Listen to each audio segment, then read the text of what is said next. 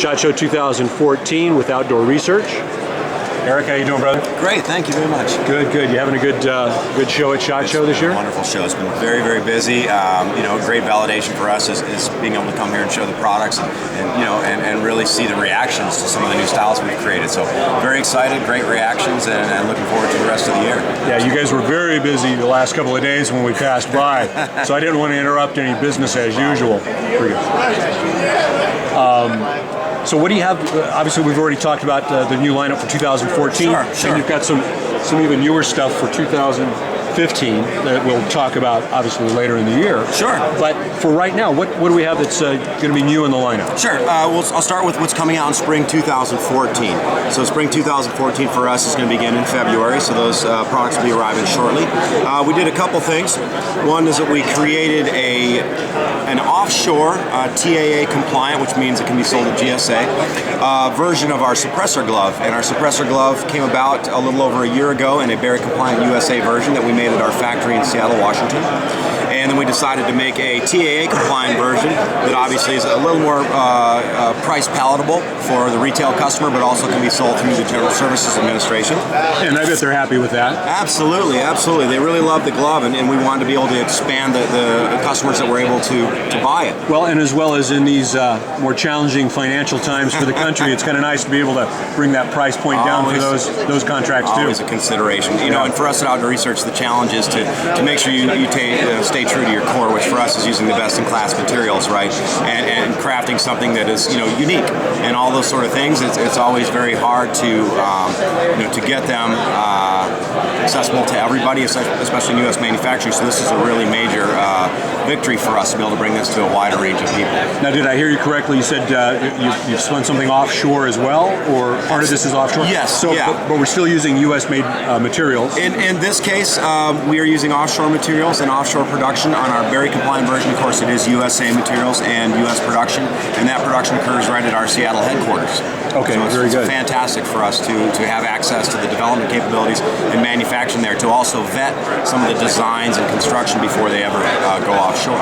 Exactly. Yeah, in that way you have a lot better quality control involved. Absolutely, absolutely. Do you mind mentioning what the offshore location is? I can mention countries. This is TAA compliant country is South Korea in this case. Okay, very good. Well, and a nice ally, so that's always good to, if we're going to go offshore, give a little support to the right people. Absolutely, and TAA means Trade Act Agreement compliant. So these are all trade-friendly countries, friendly countries with the United States. Fantastic, and good to know. And a lot of the guys would be interested in that as an issue when they're making that purchase. Absolutely. Very good. So now this, anything further on this particular glove?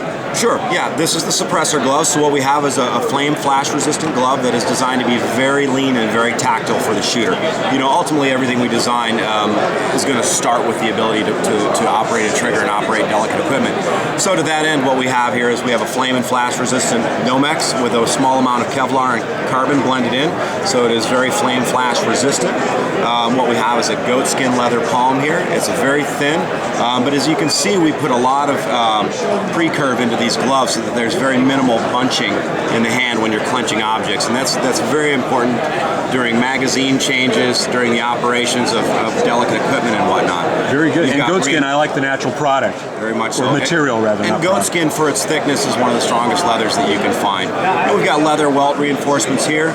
We've got a 2mm foam on the back of the hand for incidental contact with hard objects and things like that, and a nice, comfortable, adjustable cuff here. But again, very lean, very tactile, and very durable glove. Now, with the material being the Kevlar aspect of the material, is there any? Obviously, there's a certain level of cut resistance or edge resistance, but sure. Is there anything more applicable to that as far as protection? Not so much. The amount of Kevlar in here being 2 or 3% is rather small, so it really wasn't built with the cut resistance in mind primarily. As an intention. Absolutely. Nomex and Kevlar are very similar with flame and flash resistant properties. However, Nomex is a little bit more apparel friendly. It's got a nicer hand, a nicer feel, so it's more comfortable against the skin, especially when you're talking about back of hands, wrists, balaclavas, those types. Areas that are going to be a little more, for lack of a better term, a little more delicate. More sensitive, sure. Sensitive. Thank you. Hey, we're sensitive guys, right? I'm not willing to admit that, camera. Very good. What we have here is our new Asset glove. So what we've done is we've got some injection molded protection on the back of the hand. Again, a very lean, very tight fit, so there's minimal bunching in the palm. Here I can show you that we've got is a pretty robust injection molded protection on the back of the hand. So again, you're going to have very good protection against impact. You've got double layer reinforcement on the palm as well, and you'll notice here that this layered